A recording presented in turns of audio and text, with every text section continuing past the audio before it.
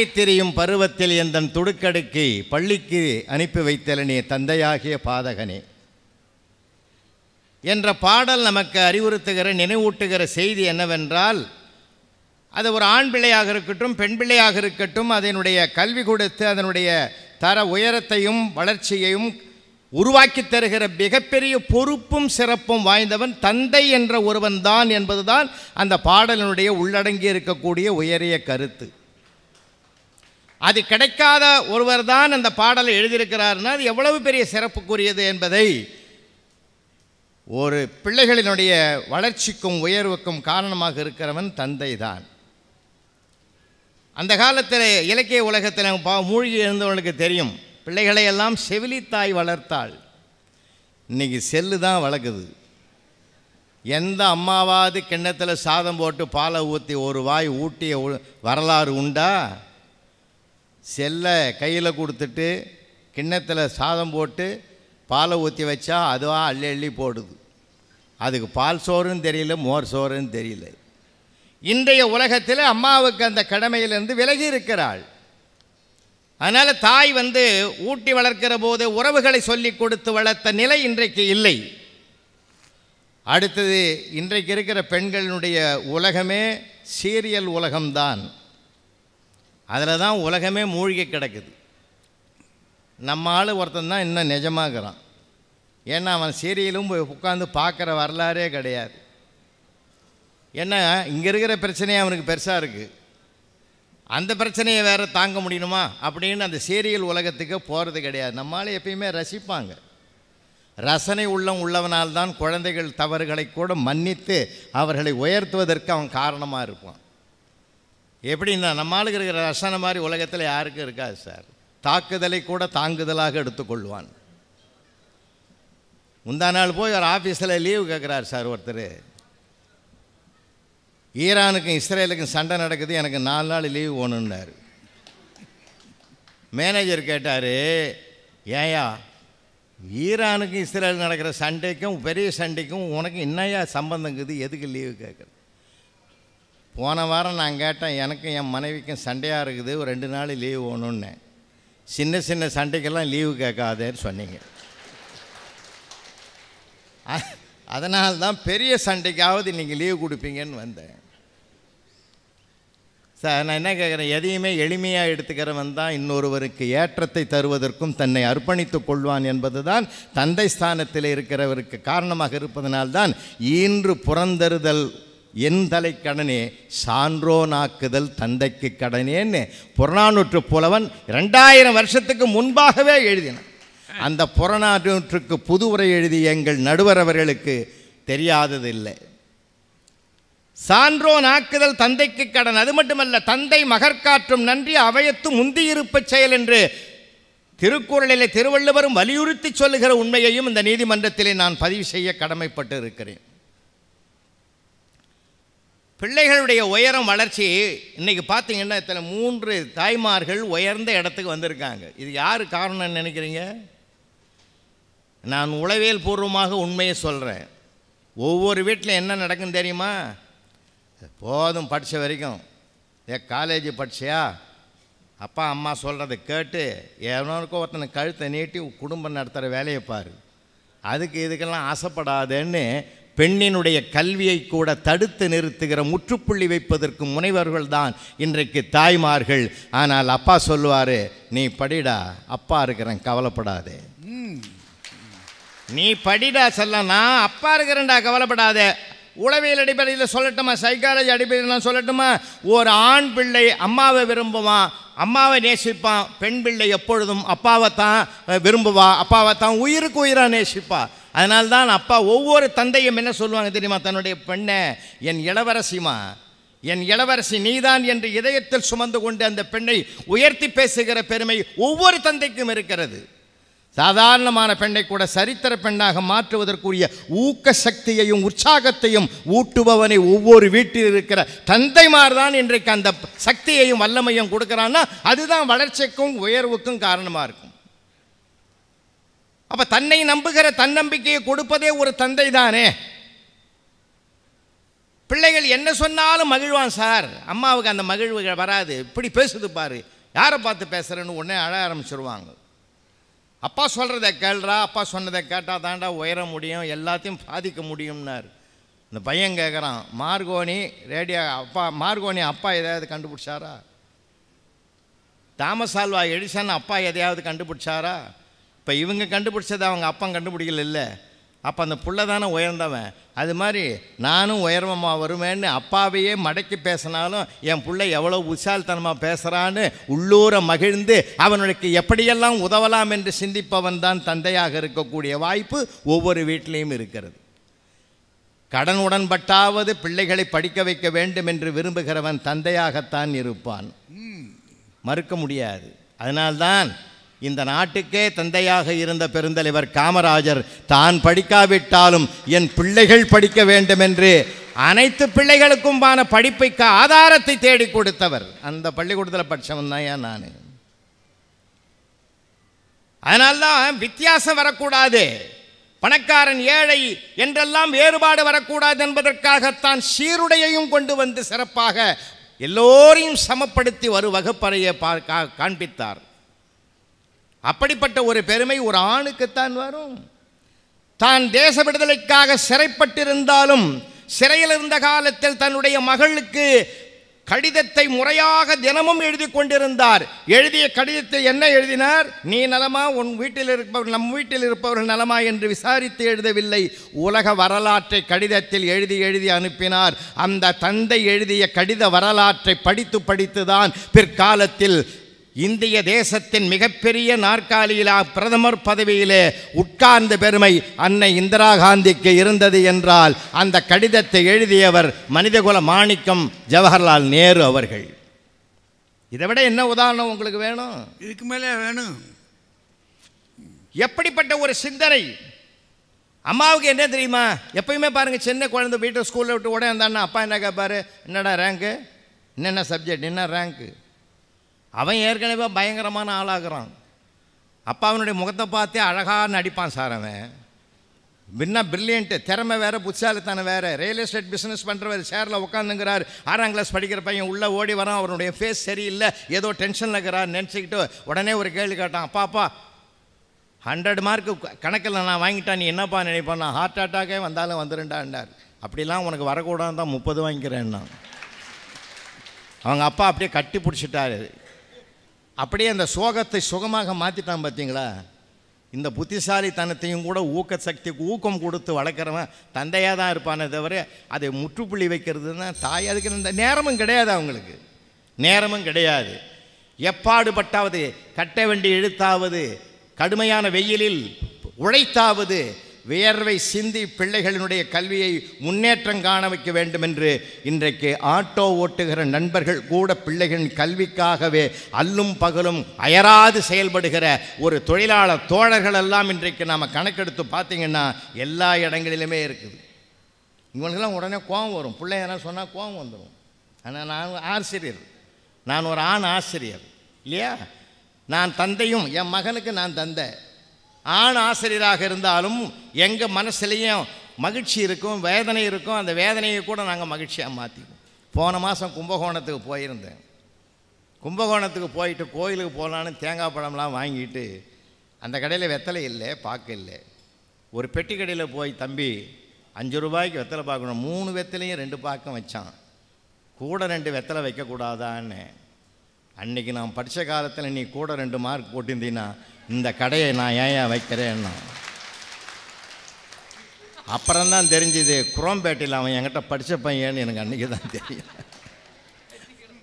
ஏன்னா அதை கூட நான் ரசனையாக எடுத்துக்கிறேன்னா இந்த ரசனை தான் சார் எல்லாத்தையும் மறைச்சி இன்னொரு உயர்வை பார்க்க. ஏன் தெரியுமா? வறுமையில் வாடினாலும் அடிவயிறு காய்ந்தாலும் அறிவினுடைய உயரத்தை தொட்டவன் பாரதி. எத்தனை கோடி இன்பம் வைத்தாய் எங்கள் இறைவா என்று பாடினான் என்றால் அவனால் தேச விடுதலையை பாட முடிந்ததென்றால் அதே ஸ்தானத்தில் தான் தந்தைமார்கள் வீட்டிலே இருந்து தாக்குதலை கூட தாங்குதலாக பக்குவப்படுத்தி கொண்டு பிள்ளைகளுடைய உயர்வு தான் எனக்கு முக்கியம் என்று பாடுபடுகிற தந்தைதான் ஒரு பெண்ணினுடைய கல்வி முன்னேற்றத்திற்கும் வளர்ச்சிக்கும், ஆணினுடைய பையனுடைய வளர்ச்சிக்கும் உயர்வுக்கும் அவர்கள்தான் காரணமாக இருக்கிறார்கள் என்று சொல்லி இந்த நல்ல வாய்ப்புக்கு நன்றி கூறி விடைபெறுகிறேன். நன்றி, வணக்கம். தந்தைக்கு என்னென்ன சொல்லலாமோ புறநானூற்றிலிருந்து கொண்டாடுறாரு, திருக்குறளிலிருந்து கொண்டு வர்றாரு. சான்றுகளை கொண்டு வந்து குவிக்கிறது மட்டும் இல்லை, எப்படியெல்லாம் பிள்ளைகளை படிக்க வைக்கிறாங்க, ஆண்களுடைய பங்கு என்னவா இருக்குன்றத அழுத்தம் திருத்தமாக சொல்லியிருக்கார். ஆனால் கடைசியாக சொன்னார் பாருங்க, இந்த வெத்தலை வாங்க 5 ரூபாய்க்கு வெத்தலை வாங்க போனேன் இடத்துல. ஆனால் அவன் தெளிவாக கண்டுபிடிச்சிருக்கான் வாத்தியாரை. அன்னைக்கு 2 மார்க்கு கூட போட்டிருந்தீங்கன்னா இன்றைக்கி உனக்கு 2-3 வெத்தலை கூட வச்சுருக்கலாம் நான் அப்படின்னு அச்சான் பாருங்க. அப்போ இவரால் பையன் ஃபெயில் ஆகியிருக்கான். இவ்வளோ வருத்தத்தில் இருந்திருப்பான் அந்த பையன். ஆனாலும் கடை வச்சு பிழைச்சிக்கிட்டான் அவன். இவர் போய் அவங்கிட்ட நிற்கிற அளவுக்கு வச்சுட்டான்ல. நல்ல ஒரு தந்தை எப்படியெல்லாம் பிள்ளையை வளர்க்கிறான் அப்படின்றத நேருடைய வரலாற்றிலிருந்து எடுத்து அதெல்லாம் சான்றுகளில் அழுத்தம் திருத்தமாக கொடுத்துருக்காரு. 2 ஆண் ஆசிரியர்கள் ரொம்ப சிறப்பாக வேற பேசியிருக்கிறாங்க. அங்கே சரியாக கேட்கல. இப்பயும் கேட்கலையா? 2 ஆண் ஆசிரியர்கள் ரொம்ப சிறப்பாக பேசியிருக்கிறாங்க. அதுலேயும் ராஜ்குமார் சார் வந்து ஒரு ஆங்கில ஆசிரியர். ஆமாம். இவ்வளோ நேரம் அவர் பேசுனதுலேருந்து ஒரு முறையாவது அவர் பள்ளிக்கூடத்துக்கு போனதை பற்றி பேசவே இல்லை. அவர் பிள்ளைகளை வளர்த்ததை பற்றி அவர் ஒன்றுமே சொல்லலை. அவர் என்ன பண்ணியிருக்கிறாரு, ஆட்டோ பின்னாடியெல்லாம் என்ன வாசகம் எழுதியிருக்குன்னு தேடி தேடி போய் பார்த்துருக்கிறார். இன்னொரு வேலை என்ன பார்த்துருக்காரு, எதிரணியில் உள்ளவங்களுக்கு யார் யாருக்கு பைக் ஓட்ட தெரியும், யார் யாருக்கு பைக் ஓட்ட தெரியாது அப்படிங்கிறத பார்த்துருக்கிறாரு. பிறகு எந்த பள்ளிக்கூடத்துல எல்லாம் அப்பாக்கள் செருப்பு போட்டு வந்திருக்கிறாங்க, அது என்ன செருப்பு போட்டு வந்திருக்காங்க, அது என்ன மாடல், இதை ஒரு ஆய்வாகவே அவர் செய்திருக்கிறார். நீங்கள் இதை ஒரு PhD பண்ணிங்கன்னா ஒரு கல்லூரிக்கு நீங்கள் பேராசிரியராக போகக்கூடிய ஒரு தலைப்பில் பேசணும்னா இதெல்லாம் செய்ய வேண்டாமாம்மா, என்னம்மா நீங்கள் செஞ்சுட்டு போகலாம். ஏன் அதுக்காக பொய்யா சொல்லக்கூடாதுல்ல? இப்போ நாங்களும் ஆட்டோ பார்த்ததே இல்லையா? இப்போ அவர் பேசுகிற பூரா பொய்ன்றீங்க. எல்லாமே பொய் தான். அவர் சொன்ன பூராமே பொய் தான். ஆட்டோ வாசகம் அவருக்கு மட்டும்தான் எழுதப்பட்டிருக்கா? நான் வரும்போது இன்னைக்கு ஒரு ஆட்டோவில் பார்த்தேங்க, உன்னையே மறந்தாலும் அன்னையை மறக்காதே.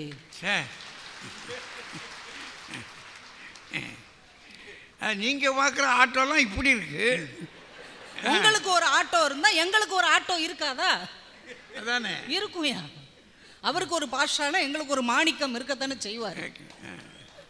இதில் செருப்பே போடாமல் அப்பா வந்து ஒரு ரப்பர் செருப்பு பார்த்தாங்க. நிறைய ஸ்கூலில் அம்மாக்கள் வந்திருப்பாங்க பிள்ளைகளை பார்க்க, ஆனால் வாசலில் ரப்பர் செருப்பு இருக்காது, எந்த செருப்பு இருக்காது. ஏன்னா தான் செருப்பு கூட போடாமல் தன் பிள்ளைகளுக்கு செலவழிக்கிற அம்மாக்களும் இன்றைக்கு வாழ்ந்து கொண்டு இருக்கிறார்கள். அது வெளியில் செருப்பு இல்லாதனால ராஜ்குமார் சாருக்கு தெரியல. இனிமேல் நீங்கள் ஸ்கூலுக்குள்ளே போய் யார் யார் செருப்பு போட்டிருக்காங்க போடலை என்பதையும் நீங்கள் ஆராய்ச்சி செய்தால் நல்லது. இதில் எங்கள் அணித்தலைவி அம்பிகா அவர்களை பார்த்து சொல்கிறார், உங்களுக்கு பைக் ஓட்ட தெரியாது, நீங்கள் பார்த்தீங்களா? நீங்கள் 1 கோடி பே அப்படின்னு அந்த அம்மா சொன்ன மாதிரி நீ பார்த்தியா அப்படின்னு கேட்பாங்களே, நீங்கள் பார்த்தீங்களா? அவங்க கார் ஓட்டிகிட்டு போகிறாங்கங்க, கல்லூரிக்கு கார் ஓட்டிகிட்டு போகிற ஒரு பேராசிரியை பார்த்து உங்களுக்கு பைக் ஓட்ட தெரியாது. இதுலேருந்து என்ன தெரியுது, அப்பாவுக்கு ஒன்றுமே தெரியாது. அப்பா உழைப்பார், வேலைக்கு போவார், சம்பாதிப்பார், அதோடு அவர் கடமை முடிந்து விடுகிறது. பிள்ளைகளுக்கு கூறு இல்லைன்றீங்க. இல்லை அப்படி சொல்லலைங்க, அப்படிலாம் அப்பாவை நம்ம சொல்ல ஒண்ணுமே தெரியலன்னா அப்ப என்ன அப்பா அர்த்தம்? வீட்டில் நடப்பதை பற்றி அப்பாவுக்கு தெரியலைங்க. அவங்க சொன்னாங்க, நந்தினி 600க்கு 600 மார்க் எடுத்தாங்க, அவங்க அப்பா கூலி வேலை செய்கிறாங்க, காலையிலே வேலைக்கு போயிடுவார், இரவு தான் திரும்பி வருவார். அப்போ அந்த 24 மணி நேரத்திலே ஒரு நோயாளி தாய் தான் தன் பிள்ளையை வளர்த்து இவ்வளவு வசதிகளையும் அந்த சின்ன வீட்டுக்குள் செய்திருக்கிறாள் என்பதுதான் அவர் சொல்லாத உண்மை. அதனால தான் சொன்னது பொய்யின்னு, சொல்லாதது தான் உண்மை. நம்ம அதை தாங்க பார்க்கணும். பிரக்ஞானந்தாவை பற்றி சொன்னார். ஒரு அழகான ஒரு புகைப்படம் போட்டிருந்தாங்கய்யா. பிரக்ஞானந்தாவும் கால்சனும் நார்வேல செஸ் விளையாடிட்டு இருக்கிறாங்க உள்ள ஒரு அறைக்குள்ள. அந்த அறை வாசல் இருக்கு இல்லையா, கதவுக்கு வெளியில் 2 அம்மாவும் உட்காந்துருக்காங்க, ஒரு வெள்ளைக்கார அம்மா, நம்ம தமிழ்நாட்டு அம்மா. இந்த புகைப்படத்தை போட்டுட்டு எழுதியிருக்கிறாங்க, உள்ளே 2 மகன்கள், வெளியே 2 அம்மாக்கள். அப்பாக்கள் சம்பாதிக்கிறார்கள், அம்மாக்கள் தான் பிள்ளைகளை சாதனையாளர்களாக மாற்றுகிறார்கள் என்று எழுதுவோம். நாங்க அப்பா சம்பாதிக்கலன்னு சொல்லலையே. சம்பாதிச்சதுனால தானே அவர் மாற்ற முடியுச்சு. சம்பாதிச்சா மட்டும் பிள்ளைங்க உயர்ந்துருவாங்களா? சம்பாதிச்சா மட்டும் பிள்ளைங்க வளர்ச்சி அடைந்துருவாங்களா? அவங்களுடைய அறிவை, அவங்களுடைய உடல் நலத்தை, அவங்களுடைய புத்தியை ஒருநிலைப்படுத்துகிறது அம்மாவா தானங்கய்யா இருக்கும். அப்பாவுக்கு இதுல பங்கு இல்லைங்க. அவர் ரொம்ப பிஸியா இருக்கிறார். அவருக்கு நிறைய வேலைகள் இருக்கிறது. இதுல ஒரு அப்பாவை பத்தி சொல்றார். அம்மா வந்து 2.25 லட்சத்துக்கு பையனுக்கு பைக் வாங்கி கொடுத்துக்கிறேன். இது கூட தெரியாட்டி அவர் என்ன அப்பா? ஏங்க, ஒரு அம்மா அக்கௌண்ட்ல இருந்து 2.25 லட்சம் ரூபாய் எடுத்துறியே, நான் 2000 ரூபாய் எடுத்தாலும் என் வீட்டுக்காரர் கண்டுபிடிச்சிடுறேன். அந்த அம்மா முகத்தை பார்த்து ஏமாந்து போனாரம்மா. ஏடிஎம் என் வீட்டுக்காரர் வச்சுக்கிட்டு நான் 2000 ரூபாய் எடுத்தாலும் எதுக்கு 2000 ரூபாய் எடுத்த அப்படின்னு கேட்கிறாரு. அந்த அப்பா 2.25 லட்சம் ரூபாய் எடுத்தது கூட தெரியாம இருக்கிறாருன்னா இவர் எப்படி பிள்ளைகளை வளர்ப்பார்? சொல்றது பூரா வாயிலிருந்து வர்றது பூரா பொய். அப்பா கண்டிச்சு பலார்னு அடிச்சிருவாராம். அவன் காலில் விழுந்து மன்னிப்பு கேட்பானா? எந்த தேசத்துல இருக்கான் அப்படி ஒரு பிள்ளை? நீங்க அடிச்சு பாருங்க, உங்க வீட்டுல பிள்ளை இருக்குல்ல, நீங்க அடிச்சு பாருங்க, மறுநாள் இருந்து நீங்க வெளியில நிப்பீங்க, வீட்டுக்கு வெளியில. ஏங்க, இன்னைக்கு அடிக்க முடியுமா பிள்ளைங்களை? ஆசிரியரும் அடிக்க முடியாது, அப்பாவும் அடிக்க முடியாது. ஆனால் பிள்ளை எப்படி திருந்தும்? அப்பாவின் கண்டிப்புக்கு திருந்தாத பிள்ளை அம்மாவின் கண்ணீருக்கு மட்டும்தான் திருந்தும் என்பதை நீங்க புரிந்து கொள்ளுங்கள். எங்க புலவர் ஐயா சொன்னாங்க, எப்பேற்பட்ட ஒரு தகப்பனை பத்தி அவர் சொன்னார் தெரியுமா? அந்த மேடையிலே பதிவு செய்திருந்தார். அதை கேட்பதற்கு இன்னும் 4 காதுகள் இருந்தால் ரொம்ப மகிழ்ச்சியாக இருக்கும். ஒரு தகப்பன் என்றால் அப்படித்தான் இருக்கணும். மகன் 30 மார்க் எடுத்திருக்கிறான், ஏன் 100 மார்க் எடுத்தா அப்பாவுக்கு ஹார்ட் அட்டாக் வந்துடும், குடும்பம் அனாதையாக போய்விடும். அதனால அவன் 30 மார்க் எடுத்திருக்கான். உடனே அப்பா அவனை கட்டி தழுவி, நீ என் மகன் அல்லவா, அதனால்தான் 30 மார்க் எடுத்திருக்கிறாய், அடுத்த முறை இன்னும் கஷ்டப்பட்டு 20 மார்க் எடு, அப்பா இன்னும் இன்பமாக இருப்பேன், முழு பரீட்சையில் 10 மார்க் எடு, நான் இப்படியே சந்தோஷமாக தெருவில் திரிகிறேன், அதற்கு அடுத்த வருஷம் முட்டை மார்க் எடு, குடும்பத்தோடு சேர்ந்து அதை நாம் பொரித்து சாப்பிடுவோம். இது ஒரு அப்பாவா? ஆனால் 30 மார்க் எடுத்துட்டு அம்மா கிட்ட போகிறான்னு வைங்க, அம்மா என்னங்க சொல்லுவாங்க? என்னையா 30 மார்க்னா ஃபெயில் தானையா? ஆமாம்மா ஃபெயில் தான். என்னையா அப்பாவும் சரியாக படிக்கலை, அம்மாவும் சரியாக படிக்கலை, அதனால தானடா நம்ம குடும்பத்தை எவனுமே மதிக்க மாட்டுறாங்க, நம்ம சொந்த பந்தம் மத்தியில் நம்மளால் தலை நிமிர்ந்து நிற்க முடியுதா? நீயாவது நல்லா படித்து நம்ம குடும்பத்துக்கு ஒரு நல்ல பேர் வாங்கி கொடுப்பேன்னு நினச்சேன், ஒரு பாஸாவது ஆயிருக்கலாம் இல்லையா? ஒரு 50-60 மார்க் எடுத்திருந்தேன்னா அம்மா கௌரவமாக என் பிள்ளை நல்ல மார்க் எடுத்திருக்கு 4 பேர்கிட்ட சொல்வேன் இல்லை, ஏன் தம்பி இப்படி ஃபெயிலான? அந்த அம்மாவின் அந்த கண் கலங்கிய வார்த்தைகள் அந்த மோசமான பையனை கூட மாற்றி அமைத்து அடுத்த முறை நல்ல மார்க் எடுக்க வைக்கும் என்றால் அதுக்கு அம்மா தாங்க காரணமாக இருப்பார். ஆண் ஆசிரியர்கள் இதில் வேறு பெருமை, ஆசிரியர் தானே பெருமை தான். யார் இதில் ஆண் ஆசிரியர்னு என்ன தனி பெருமை உங்களுக்கு வேண்டி கிடக்கு? காமராஜரை பார்த்தீர்களா அப்படிங்கிறார். நீங்கள் காமராஜருடைய அம்மாவை பார்த்தீர்களா? காமராஜருங்க சின்ன வயசுலேயே அப்பாவை இழந்துட்டார். அவர் பாட்டுக்கு நாடுன்னு ஓடிக்கிட்டே இருக்கிறார். ஒரு அம்மாவுக்கு எதுங்க சந்தோஷம்? தன் பிள்ளை ஒரு திருமணம் முடித்து அவனுக்கு குழந்தை பிறந்து அதை தூக்கி கொஞ்சிறது தானங்க ஒரு அம்மாவுக்கு சந்தோஷம். அந்த வயது வரும்போது மகன்கிட்ட கேட்குறாங்க, டே கல்யாணம் முடிச்சுக்கோடா, நாடுன்னு ஓடாதடா, கல்யாணம் முடிச்சுக்கோ. அப்போ காமராஜர் சொல்கிறேம்மா, எனக்கு கல்யாணத்தில் விருப்பமே இல்லைம்மா, நான் இந்த நாட்டுக்காக உழைக்க போகிறேன், நீ ரொம்ப தொந்தரவு பண்ணேன்னா நான் சத்து போயிடுவேன் அப்படின்ட்டார். சிவகாமி தாயார் தன் பிள்ளையின் தியாக உணர்வை புரிந்து கொண்டு மற்ற தாய் மாதிரி இல்லாம தன் மகிழ்ச்சியை தியாகம் செய்தால். அதனாலதான் ஒரு கவிஞன் எழுதினான், அன்றைக்கு கர்ணனை குந்தி தேவி ஆற்றில் விட்டாள், அதற்கு பின் காமராஜரை சிவகாமி நாட்டில் விட்டார். கர்ணனை தேரோட்டி எடுத்துக்கொண்டான், காமராஜரை தேசமே எடுத்துக்கொண்டது என்று சொன்னான் என்றால் அந்த சிவகாமி தாயார் என் பிள்ளை கல்யாணம் முடிச்சு நல்லா வாழணும்னு நினைக்காம தேசத்துக்காக என் பிள்ளையை நான் அர்ப்பணிக்கிறேன்னு சொன்ன அந்த உணர்வு எவ்வளவு பெரியது. இப்படி பேசிக்கிட்டே இருக்கிறீங்களே பயங்கரமா. ஐயா, நான்லாம் இவங்கள மாதிரி ரொம்ப பேச விரும்பலைங்கய்யா, சுருக்கமாகவே பேசி நான் முடிச்சுக்கிறேன்யா. இப்போ சமீபத்தில் ஒரு சில வருடங்களுக்கு முன்னாடிங்கய்யா, ஜார்க்கண்ட் மாநிலத்தில் ராஜ்புரா அப்படின்னு ஒரு நகராட்சி, அதில் 30 வருஷமாக துப்புரவு பணியாளராக சுமித்ரா தேவின்னு ஒரு அம்மா வேலை பார்த்தாங்க. துப்புரவு பணியாளராக ரொம்ப சிறப்பாக வேலை பார்த்தாங்க. ஒரு நாள் கூட லீவ் எடுக்காமல் தாமதமாக வராமல் ரொம்ப உள்ளார்ந்த அன்போடு அந்த வேலையை செஞ்சுருக்கிறாங்க. அதனால் அவங்களுக்கு ஒரு சின்ன பிரிவு உபச்சார கூட்டம் நடத்துகிறாங்க அந்த நகராட்சியில் உள்ள எல்லாருமே. ஒரு சின்ன மீட்டிங். அந்த மீட்டிங்கில் கொஞ்சம் பேர் வந்திருக்கிறாங்க. மீட்டிங் தொடங்குற நேரத்தில் திடீர்னு பீகார் மாநிலத்தில் இருக்கிற ஒரு மாவட்ட ஆட்சியாளர் திடீர்னு வந்து சேர்றார். என்னடா இந்த மீட்டிங்க்கு கலெக்டர் வர்றாரு அப்படின்னு எல்லாம் பதட்டமாகறாங்க. அவர் வந்து உட்காந்துருக்கிறார். கொஞ்ச நேரத்தில் அந்த ஏரியாவில் ரொம்ப பிரபலமாக இருக்கிற ஒரு மருத்துவர் வர்றார், ஒரு ரயில்வே இன்ஜினியர் வேற வர்றார். சரி, பெரிய பெரிய ஆளுகள்லாம் வந்திருக்கிறாங்கன்ட்டு விழா நடக்குது. அந்த கலெக்டரை கூப்பிட்டு பேச கூப்பிட்றாங்க. ஐயா நீங்கள் எதாவது பேசுகிறீங்களா அப்படின்னு. கலெக்டர் நான் பேசணும், அதுக்கு தான் வந்திருக்கிறேன் அப்படின்னு பேச வந்த கலெக்டர் சொல்லுகிறார், இந்த சுமித்ரா தேவி அம்மாவை உங்களுக்கு நகராட்சி பணியாளராக மட்டும்தான் தெரியும். ஆனால் அவங்க இளம் வயதிலேயே கணவனை இழந்து இந்த வேலையை கடினமாக செய்து கொண்டு தன் 3 மகன்களை படிக்க வைத்தார். அதில் ஒரு மகன் இன்ஜினியராக இருக்கிறார், ஒரு மகன் டாக்டராக இருக்கிறார், ஒரு மகன் கலெக்டராக இருந்து உங்கள் முன்னால் பேசி கொண்டு இருக்கிறார் என்று சொன்னார். அதில் அந்த கலெக்டர் இன்னொன்று பதிவு செய்தார். இதில் எங்கள் அம்மாவை பற்றி நாங்கள் பெருமை அடைகிற விஷயம் என்ன தெரியுமா, நாங்கள் 3 பேருமே மிக உயர்ந்த நிலைமைக்கு வந்துட்டோம். அப்போ எங்கள் அம்மா கிட்ட சொன்னோம், இந்த வேலையை இனிமேல் நீ பார்க்க வேண்டாமா, வீட்டில் உட்காந்து ராணி மாதிரி இரு, நாங்கள் சம்பாதிச்சு போடுறோம்ல. அப்போ என் தாய் சொன்னா, இல்லடா நாம் கஷ்டப்பட்ட போது இந்த வேலை தான் நமக்கு சோறு போட்டது, இதை நான் கடைசி வரைக்கும் செய்வேன். நாங்கள் அந்த அர்ப்பணிப்பு உணர்வு தான் யான் கடமையில் சரியாக இருப்பதற்கு காரணமாக இருக்கிறது என்று அந்த கலெக்டர் பதிவு செய்தார். என்றால் ராஜ்குமார் சார் ஒரு வார்த்தை சொன்னார், அப்பா என்பவர் திரி மாதிரி, அம்மா என்பவர் மெழுகு மாதிரி. திரி தன்னையே எரித்து காணாமல் போய்விடும், மெழுகு அப்படியே கிடைக்கும். அப்படித்தான் இங்கே ஒரு திரி தான் எரிந்து காணாமல் போய்விட்டது. ஆனால் அந்த மெழுகு திரியே இல்லாமல் தன்னை உருக்கி உருக்கி உருக்கி 3 பிள்ளைகளை சிலைகளாக உருவாக்கி இருக்கிறது. என்றால் தாயின் தியாகம் தந்தையின் தியாகத்தை விட ஒரு படி உயர்ந்தது என்பதை ரொம்ப பணிவோடு சொல்லிக்கொண்டு வாய்ப்பு கொடுத்த அத்துணை நல்ல உள்ளங்களுக்கும் நன்றி கூறி விடைபெறுகிறேன். நன்றி, வணக்கம்.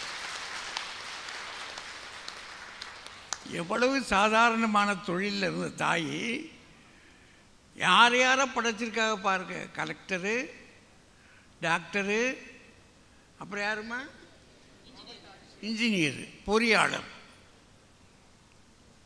இப்போ எவ்வளவு தூரத்துக்கு அந்த அம்மா தன்னை உடுக்கி உருக்கி இந்த பிள்ளைகள் முன்னேறுவதற்கு பாடுபட்டு இருக்கும்.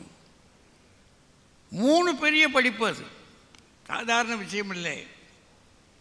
அப்படியெல்லாம் தாய்மார் இருக்கிறாங்க, அதை தெரிஞ்சுக்கங்க அப்படின்னு அழுத்தம் திருத்தமாக செய்தியை வச்சிட்டாங்க.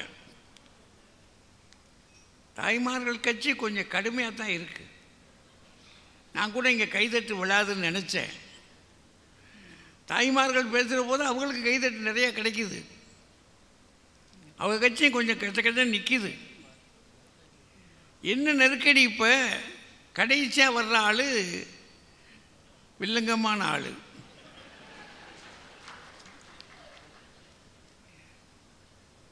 அவர் என்ன சொல்ல போகிறாரோ, வாங்க ராஜா பார்ப்போம். ஏற்கனவே பாதி கேட்க மாட்டேங்குது. மைக்காரர் எங்களை பார்த்து சிரிக்கிறாரு. இதில் எனக்கு ஒரே ஒரு விஷயந்தான் கேட்டது, எங்கள் அணி முழுக்க பொய் சொல்கிறாங்கன்ற ஒரு அப்படின்னு சொல்கிறாங்க. நாங்கள் 3 பேருமே பொய் சொல்கிறதுல பிஹெச்டி வாங்கின ஆளுங்க. அதில் பெரிய பிஹெச்டி முதல்ல இருக்கிறாரு, நடுவில் இருக்கிறவர் சின்ன பிஹெச்டி. நான் இப்போ தான் படிச்சுக்கிட்டு இருக்கிறேன். ஆண்களை பற்றி குறைவாக பேசுவது என்பது இப்போ பெண்களுக்கு வாடிக்கையாகவும் வேடிக்கையாகவும் போய்விட்டது. சமீபமாக இப்போ பேசிய கவிதா ஜவஹர் அதற்கு விதிவிலக்கு இல்லை. அவர் சொன்னதில் ஆட்டோவில் எழுதி போட்டதை பார்த்தது இயல்பு, அது உண்மை. அடுத்தது ஒரு கல்லூரியில் ரப்பர் செருப்பும் உண்மை. அதை பேசினா அதுக்கு மறுப்பு சொல்லணுமே தவிர இவர் ஏன் பள்ளிக்கூடத்துக்கு போனதை பற்றி சொல்லலைன்னு அவங்க கேட்குறாங்க. இப்போ தலைப்பு அதுவா? இவர் பள்ளிக்கூடம் போனாரா, அட்டண்டன்ஸ் எடுத்தாரா, மத்தியானம் சத்துணவு போட்டாரா, காலையில் காலை உணவு போட்டாரா, இல்லை பயல்களை அவ்வப்போது கூப்பிட்டு கண்டிச்சு, அதெல்லாம் கேள்வி கிடையாது. அவர் என்ன பார்த்தாரோ அதை சொன்னார். அதுக்கு பதில் சொல்லாமல் அவங்க பார்த்த ஆட்டோவில் ஒருத்தர் எழுதி போட்டிருக்கானா, உன்னையே மறந்தாலும் அன்னையை மறக்காதேன்னு. அதாவது டாஸ்மாக்குக்கே போனாலும், ஏன்னா அதுதானே உன்னையே மறக்கிறது, நிதானம் இல்லாமல் போனாலும் அன்னையை மறக்காதே. ஏன் உங்களுக்கு வேற நல்ல விஷயமே கண்ணில் படலையா? இப்படியெல்லாம் கேள்வி கேட்டால், இப்போது அந்த முன்னாடி பேசினாங்களே குறுஞானாம்பிகாவுக்கு பைக்கு ஓட்ட தெரியாதுன்னு அவர் சொன்னார். உடனே அவங்க கார் ஓட்டுவாங்க. அவர் கார் ஓட்டுவாங்கன்னு நான் கேட்டாரா? என்ன கேள்விக்கு என்ன பதில் சொல்றதுன்னே இல்லாம நீங்க இப்ப அவங்கள கேளுங்க, உங்களுக்கு பைக் ஓட்ட தெரியுமாமா? தெரியுமா? டிராக்டர் வரிசையா கேட்டுக்கிட்டே போ. அவங்க ஹெலிகாப்டர் பழகிக்கிட்டு இருக்காங்க. ஹெலிகாப்டர் பழகிருக்காங்க. அது அடிச்சு விடுறதுன்னா 1000 அடிச்சு விடலாம்ல. இப்போ எனக்கு கூட தான் தெரியும் எல்லா வண்டியும் ஓட்டுறதுக்குன்னு சொல்லிக்கலாம்ல. குடும்பத்தில் இந்த ஊர் இந்த ஆழ்துளை கிணறு போடுற ஊர் தானே. நிறைய இந்த டீப் வெல் போடுறதுல நிறைய லாரிகள் இந்த ஊரில் இருக்கும். கரூரில் எங்கே தண்ணி இல்லையோ அங்கெல்லாம் டீப் வெல் போடுறதுக்கு இங்கேருந்து தான் போவாங்க, கரூர்காரங்க தான் போவாங்க. அதில் வேலை செய்கிறவங்க அது 2வது தெருவில் அது இருக்குன்னா இந்த தெருவில் தூங்க முடியாது அந்த சத்தம். ஆனால் அதில் வேலை செய்கிற ஆண்கள் இருக்காங்களே, அவன் அதில் அங்கன ஓரமாக உட்காந்து படுத்து தூங்கிட்டு இருப்பான். இவ்வளவு சத்தத்துக்கு இடையேயும் அவன் எவ்வளவு அலுப்பு இருந்தால் அதில் தூங்குறான்னு புரிஞ்சுக்கிட்டீங்களா? எவ்வளோ அலுப்பு இருந்தால் அதில் தூங்குவான். அப்படியெல்லாம் கஷ்டப்படுத்தாமல் அவன் பிள்ளைகளுக்காக பாடுபடுறான். நீங்கள் நோகாமல் வீட்டில் உட்காந்து ஆண்களை பற்றி கேவலமாக பேசுகிறீங்க. அதில் வீட்டில் நடக்கிற எதுவுமே அப்பாவுக்கு தெரியாதான். ஆமாம், அவனுக்கு காது கேட்காது, கண்ணு சரியாக தெரியாது, பேச வராது, ஒன்றுமே தெரியாமல் தானேங்க நம்ம தெரியுறோம். உங்கள் வீட்டில் நடக்கிற எதுவுமே தெரியாதுல்ல. வீட்டுக்கு வர்றீங்க, சோறே ஆக்கலைன்னு வைங்க, உங்களுக்கு ஒன்றுமே தெரியாது. சோறு சாப்பிடணும் கூட தெரியாது. அந்த அம்மா ஊட்டினா தான் நீங்கள் சாப்பிடுவீங்க. ஏம்மா இப்படி அநியாயம் பண்ணுறீங்க? அதில் இந்த ஒரு விஷயங்க, பிரக்ஞானந்தாவை பற்றி சொன்னாங்கல்ல. இப்போ சமீபத்தில் பிரக்ஞானந்தா கொடுத்த பேட்டி யாராவது பார்த்தீங்களா? அவர் என்ன சொல்லியிருக்காரு தெரியுமா? உன்னோட ஆசை என்னன்னு கேட்குறாங்க. எங்கள் அப்பாவை ஒரு தடவையாவது வெளிநாட்டுக்கு கூட்டிகிட்டு போகணுன்றதா என்னோட ஆசை. இவங்க அம்மா தியாகம் பண்ணுகிறார்கள். அம்மா ஊர் சுற்றி வெளிநாட்டுக்கு பிள்ளைகளோட போகிறாங்க, இல்லைன்னு சொல்ல முடியாது. சார், இன்னொரு கேள்வி கேட்குறேன். ஒரு பையன் தகப்பனின் ஜீன்ஸில் வர்றானா இல்லையா? இருக்கா இல்லையா? அந்த பிள்ளைக்கு பிறவியிலேயே ஏதோ ஒரு எக்ஸ்ட்ராவாக சில அறிவுகள் இருக்குன்னா அவங்க அப்பாவுடைய ஜீன்ஸில் அது இருந்திருக்கணும். சைல்டு ப்ராடிஜின்றது ஏதோ ஒரு வகையில் அவங்க அப்பா அதுக்கு உதவி இருக்கணும். அவங்க அப்பா உதவி இல்லாமல் அந்த பிள்ளை இந்த மாதிரி வந்திருக்கவே முடியாது. 2 பிள்ளைகள் வந்திருக்குன்னா இளமையிலேயே அந்த பிள்ளைகளுக்கு உலக ஞானம் வந்திருக்கிறது, ஒரு குறிப்பிட்ட ஸ்பெஷல் ஸ்கில் வந்திருக்குன்னா அப்பாவுடைய பங்கு இருக்கா இல்லையா? சும்மா அம்மா தான் கூட்டு போனாங்க. அப்பா கஷ்டப்பட்டு உழைத்ததால் அந்த குடும்பம் வாழ்ந்தது. அதனால தான் அந்த பையன் எங்கள் அப்பாவை ஒரு தடவையாவது வெளிநாட்டுக்கு கூட்டு போகிறோம்னு கேட்குறான்னா, தகப்பனை பற்றி சாதாரணமாக பேசாதீங்க. கரூரில் எது வேணாலும் பேசிக்கிறது. இந்த 2.25 லட்சம் ஏதோ வாங்கினாங்க. அது எப்படி ஒரு தகப்பனுக்கு தெரியாமல் போனது? ஏமா, நாங்கள் தினம் கொடுக்குற பணத்துக்கு என்னைக்காவது கணக்கு கொடுத்துருக்கீங்களாம்மா? இல்லை, கணக்கு தான் நம்மளால் கேட்க முடியுமா? உலக மகா பிராடுத்தனம். கேட்டுட்டாப்புல அந்த வீட்டில் கஞ்சி குடிக்க முடியுமா நம்ம? நீங்கள் எவ்வளோ ரூபா கொடுங்க, அடுத்த நாள் அப்புறம் என்னதாவது கொடுத்துட்டு போங்க. ஏம்மா, நேற்று கொடுத்தது அதெல்லாம் நேற்றே முடிஞ்சு போச்சு. பயலுக்கு சிரிப்பாங்க, கமுக்கமாக சிரிப்பான். அவனுக்கு தெரியுது எங்கெங்கே போயிருக்குன்னு. 2.25 லட்சம் ஒரே நாளில் எடுத்தது நான் நினைக்கிறீங்க? உருவுனது அப்பப்போ 2000, 3000, 10,000 உருவுனது. இது எல்லாத்தையும் சொல்லிட்டு அப்புறம் அப்பாவின் கண்டிப்பு திருத்தாது, அம்மாவின் கண்ணீர் தான் திருத்தும், சென்டிமெண்ட்டாக பேசினாங்க. இப்போல்லாம் பிள்ளைகள்கிட்ட போய் அழுதீங்கன்னா, அம்மா என்னம்மா சீரியல் பார்க்காமலே அழுகிறேன்றான். வழக்கமாக நீ சீரியல் பார்த்தானம்மா அழுவ, இப்போ என்னையை பார்த்து ஏன் அழுகிறேன்? நான் என்ன சீரியலா அப்படின்னு. சாப்பிட்றதானே சீரியல். என்னமோ சொல்கிறாங்க. பெருந்தலைவர் காமராஜரை பற்றி சொன்னாங்க. உண்மையை சொல்லுங்க, காமராஜருடைய தாயார் கடைசி வரைக்கும் அவர் கல்யாணம் பண்ணலேன்னு வருத்தப்பட்டாங்களா இல்லையா? உண்மையை பேசணும். யாரெல்லாம் சென்னையிலிருந்து வந்தால், குறிப்பாக வி.கே. ராமசாமி வரும்போதெல்லாம் அவங்க சொல்லி அனுப்புவாங்களே, என் மகனை பார்த்துக்கப்பா, அவனை எப்படியாவது ஒரு கல்யாணம் பண்ண வை. இதுதாங்க நடந்தது. சும்மா நம்ம காலத்துக்கு அப்புறம் மாற்றி பேசக்கூடாது. அப்புறம் இன்னொன்று சொன்னாங்க, எங்கேயோ ஒரு ஜார்க்கண்ட் இல்லையா, அவங்க வழக்கமாக ஜார்க்கண்டு, ஹரியானா, வெஸ்ட் பெங்கால், நைஜீரியா, உகாண்டா, அதாண்டா இதாண்டா, இப்படியெல்லாம் சொல்லிட்டா பிரச்சனையே இல்லை. அங்கே இருக்கிற ஒரு தாய் எத்தனை பேரை இப்போ புலவரையா சென்னையிலிருந்து வந்திருக்கிறார். அவருக்கு ஒரு ஓட்டுநர் பல வருஷமாக ஓட்டுறார், கார் ஓட்டுநராக இருக்கிறார். சென்னையிலேருந்து இவரை பத்திரமா கூட்டிகிட்டு போகிறவர் அவர் தான். ரொம்ப கஷ்டப்பட்டு டிரைவர் வேலை பார்த்து அவர் 2 பிள்ளைகளையும் நல்லா படிக்க வச்சு ஃபாரினில் உட்கார வச்சுருக்கிறார். அவர் என்னை பார்த்து சொன்னார், அவர் பேர் மணி. நான் ஜார்க்கண்டுக்கெல்லாம் போகலம்மா, இங்கே கரூரில் இந்த கூட்டத்தில் இருக்கிறாரு. 2 பிள்ளைகளையும் வெளிநாட்டில் இன்னைக்கு அவங்க இருக்கிறாங்கன்னா யாராலும் முடியுமா? கஷ்டப்படுறது தகப்பனாலேயும் முடியும். சும்மா ஜார்க்கண்டில் இருக்காரு, திரி மெழுகு. அந்த அம்மா முதல்ல பேசினாங்களே, அடேங்கப்பா, வருமானத்துக்கு மீறி செல்வாங்கி தருவது தகப்பனார். நிஜமாவா? நீங்கள் இவ்வளவு பெண்கள் இருக்கீங்களே, சும்மா கூட்டத்துக்கு கை தட்டுறதுல அப்புறம் வச்சுக்கோங்க. அப்பாவுக்கு தெரியாமல் பிள்ளைகளுக்கு காசு கொடுக்கறது யார்? இதுக்கு நேர்மையாக பதில் சொல்லுங்க. இல்லைம்மா, நீங்கள் அப்புறம் வீட்டுக்கு போனேன்னு உங்களுக்கு தூக்கம் வராது.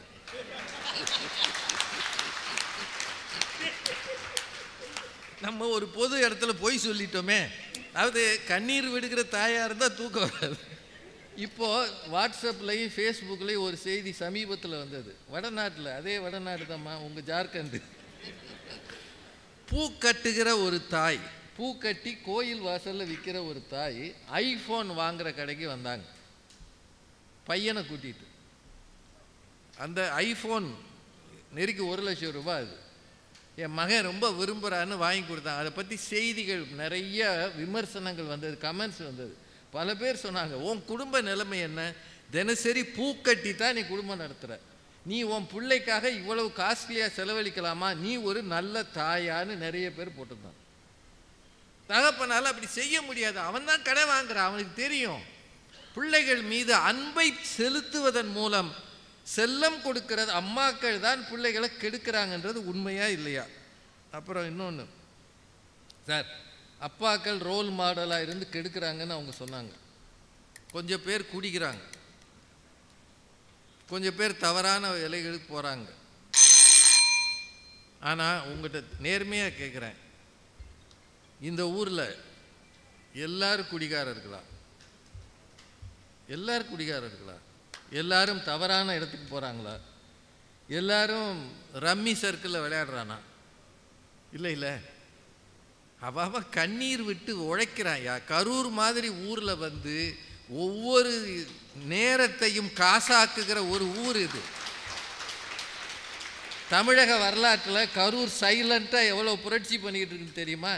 இப்போ பைய வாங்கியிருக்கீங்களே, அதில் இருக்கிறது எத்தனை ஆண்களின் உழைப்பு தெரியுமா? இந்த மாதிரி விதவிதமான பொருட்கள் இங்கேருந்து கிடைக்குது. நிஜமாக சொல்கிறேன், நான் நிறைய புத்தக கண்காட்சி பார்த்துருக்கோம். இவ்வளவு அழகான ஒரு பை போட்டு கொடுத்தது மறைச்சி வச்சுட்டாங்க பாரு. கரூர் புத்தக திருவிழான்னு அது கரூருடைய விசேஷங்களில் ஒன்று இல்லை, ரொம்ப விசேஷமானது. அப்புறம் இன்னொன்று ஒன்று மட்டும் சொல்லிடுறேன். இந்த பேரண்ட்ஸ் மீட்டிங்கு போகிறது ஆண்களா பெண்களான்னு ஒரு கேள்வி வந்தது. அதை பெண்கள் தாங்க அதிகம் போவாங்க. அதுக்குன்னு ஒரு மேக்கப் போட்டு அடிக்கடி நான் ஸ்கூலுக்கு போகிறேனே, எனக்கு ஒரு 2 saree வாங்கி தரீங்களா? இதெல்லாம் முன்னாடி காலம். saree வாங்கி தர்றீங்களா? அது முன்னாடி காலம். இப்போ ஆன்லைனில் ஆர்டர் பண்ணி அது வந்து வீட்டில் பொத்துன்னு விழுந்து அதை திரும்பி ரீபேக் பண்ணி நம்ம அனுப்பி, ஏன்னா ஆன்லைனில் ஆர்டர் பண்ணும்போது அழகாக தெரியும், வீட்டுக்கு வந்த பிறகு கேவலமாக இருக்கும். அதாவது மேக்கப் கலைத்த மணப்பெண் மாதிரி இருக்கும் அது. இதை திருப்பி அனுப்பி விட்டு இவ்வளவும் பண்ணுறது யார்? தயவுசெய்து சொல்லுங்கள். ஒன்று மட்டும் சொல்லி நிறைவு செய்கிறேன். அப்பாவின் குறைகளை அப்படியே ஏதாவது 1-2 இருந்தா பிள்ளைகள் முன்னாடி சொல்லுகிற தாய் பிள்ளைகளுக்கு நல்ல வழி காட்டுபவரா? இந்த கேள்வியை நீங்கள் எல்லாரும் கேட்டுக்கங்க. அப்பாவிட்ட ஏதோ ஒரு குறை இருக்கு, அப்பன் தவறு பிள்ளைக்கு தெரிந்தால் அவனுக்கும் வெட்கம் இல்லை அப்படின்னு ஒரு பாட்டு இருக்கு. தனக்கும் தன் கணவனுக்குமான நெருக்கடிகளை பிரச்சனைகளை பிள்ளைகள் முன்னால் போட்டு உடைக்கிற தாய் பிள்ளைகளுக்கு நல்ல வழி காட்டுறவங்களா? யோசிச்சு பாருங்க. இதெல்லாம் தகப்பன் தான் உலகம் சுற்றி வருபவன். உங்களால் போய் ஒரு பள்ளிக்கூடத்தில் அட்மிஷன் வாங்க முடியுமா? அப்பா துணை இல்லாமல் ஒரு அட்மிஷன் போக முடியுமா? இல்லை எங்கேயாவது ஒரு இடத்துல பொது இடத்துல போய் நிற்க முடியுமா? தந்தை என்கிறவன் தான் உலகிற்கு நம்மை தந்தவன். அப்பாவுடைய ஜீன்ஸில் தான் அது இருக்குது. யுவன் சங்கர் ராஜான்னு ஒரு மிகப்பெரிய இசையமைப்பாளர், இன்னைக்கு இளைஞர்களின் ஹார்ட் த்ராப். இளையராஜா என்கிற இசை மேதை இல்லை என்றால் இப்படி ஒரு பெரிய வளர்ச்சி இருந்திருக்காது. இளையராஜான்றவர் தான், அவருடைய ஜீன்ஸில் வந்தவர் தான் யுவன் சங்கர் ராஜா. யோசிச்சு பார்த்தீங்கன்னா எத்தனையோ இருக்கு. ஆண்கள் தான் நேரடி அவனுக்கு சொல்ல தெரியாது, அதான் பிரச்சனை. கண்ணீர் விட தெரியாது, பேச தெரியாது. ஆனால் அவர்கள் காட்டுகிற அன்பும் அக்கறையும் இருக்கிறதே, அதுதான் பிள்ளைகளுக்காக தன்னை உருக்கி கொண்டு உழைப்பது. ஒரு நாளும் சுயநலம் இல்லாமல், அம்மா சொல்லி காட்டுகிற அளவு சொல்லி காட்டாமல் சைலண்டாக இயங்குபவர்கள் தகப்பன்மார் தான். அவங்க தான் ஒழுக்கத்தின் அடையாளம், அவங்க தான் ஞானத்தின் அடையாளம், அவங்க தான் உயர்வின் அடையாளம். அம்மா உடலை வளர்க்கிறார், அப்பா அவன் உயர்வை தீர்மானிக்கிறார் என்று சொல்லி மிகவும் இனிமையாக கேட்ட உங்கள் அத்தனை பேருக்கும் நன்றி சொல்லி வணங்கி விடைபெறுகிறேன். நன்றி, வணக்கம். நிறைவாக வாங்க முனைவர் ரேவதி சுப்புலட்சுமி.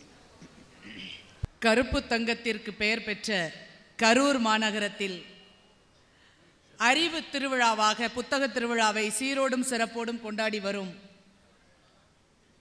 மாவட்ட நிர்வாகத்தை சார்ந்த சான்றோர் பெருமக்களே, வணக்கத்துக்குரிய மாவட்ட ஆட்சியர் அவர்களே, பதிப்பாளர் சங்கத்தை சார்ந்த சான்றோர்களே, இந்த அருமையான பட்டிமன்றத்தின் நடுவராக வீற்றிருக்கும் எங்கள் தமிழறிஞர் ஐயா அவர்களே, அருமையான சுவைஞர் பெருமக்களே, உங்கள் அனைவரையும் வணங்கி மகிழ்கின்றேன்.